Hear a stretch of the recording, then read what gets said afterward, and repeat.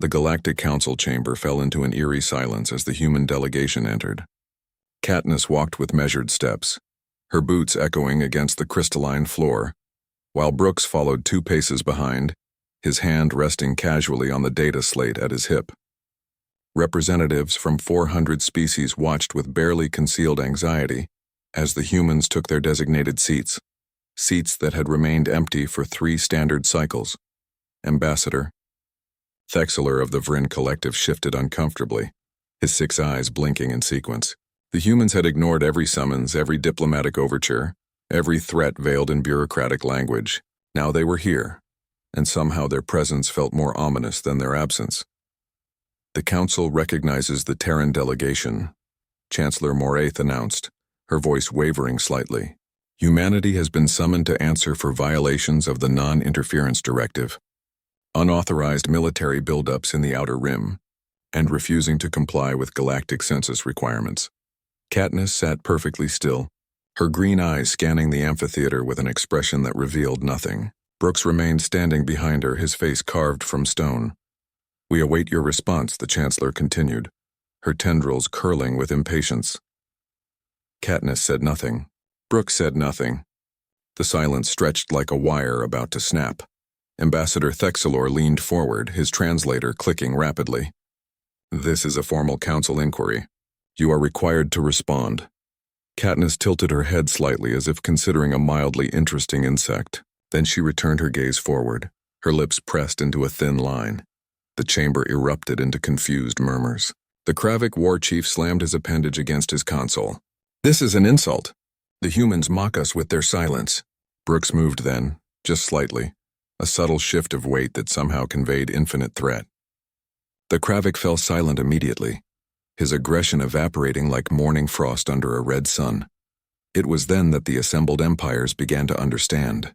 The humans weren't refusing to speak out of contempt or fear. They were declining to speak because they no longer needed to explain themselves to anyone.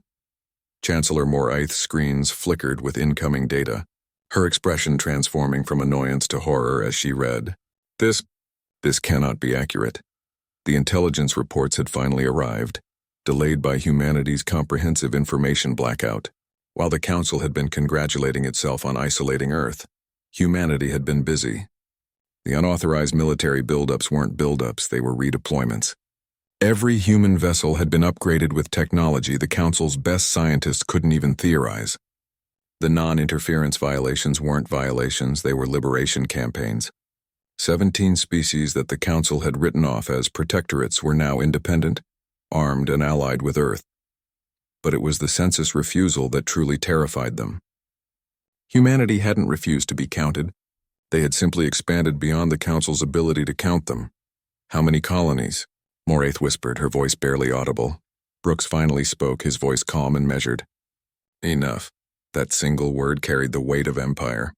The screens around the chamber lit up with images, human settlements on worlds the Council had deemed uninhabitable, human stations in star systems marked as void space, human ships patrolling territories no one had ever successfully claimed. They hadn't asked permission. They hadn't informed anyone. They had simply spread through the galaxy like a tide that couldn't be stopped. Ambassador Thexler stood abruptly. "This is illegal colonization. You've violated whose laws?" Katniss interrupted, speaking for the first time. Her voice was quiet, but it cut through the chamber like a blade. "The laws that allowed the Vryn to enslave the Parathi? The laws that turned a blind eye when the Kravik glassed Epsilon 7? The laws that exist only to maintain your comfortable positions while entire civilizations suffer?" She stood slowly and Brooks moved with her, perfectly synchronized. "We came here today not because you summoned us, but because we wanted you to understand something clearly." Katniss placed both hands on the podium, leaning forward. "Humanity is done asking permission. We're done waiting for committees to debate while people die. We're done pretending that this council serves anyone but itself. You're declaring war?" The Kravik snarled. Brooks almost smiled. "No, we're declaring irrelevance. Your wars, your politics, your petty territorial disputes, they don't concern us anymore. But know this, any species that wants help, wants protection, wants to be free, we'll be there. And there's nothing you can do to stop us." Chancellor Moraith's voice shook. "You cannot sustain this. The logistics alone, can't we?" Katniss interrupted. You still don't understand. While you were building council chambers and drafting regulations, we were building shipyards. While you were hosting galas and ceremonies, we were forging alliances with species you overlooked. While you were talking, we were doing. She turned to leave, Brooks falling into step beside her. At the chamber entrance, Katniss paused and looked back. We won't interfere with your council. Continue your debates, pass your laws, congratulate yourselves, but understand that there are now two galaxies. The one you govern and the one we're building. Eventually, you'll have to choose which one you want to be part of. The humans left and the chamber descended into chaos. Accusations flew, alliances crumbled, and emergency sessions were called. But beneath the panic, every empire felt the same cold realization settling into their cores. For centuries, they had been the dominant powers of the galaxy. They had made the rules, enforced the order, and grown comfortable in their supremacy. But humanity had quietly, methodically, and without fanfare, changed the game entirely. The humans had declined to speak, not because they lacked words, but because they no longer needed to justify themselves to anyone. And in that silence, every empire heard the same message.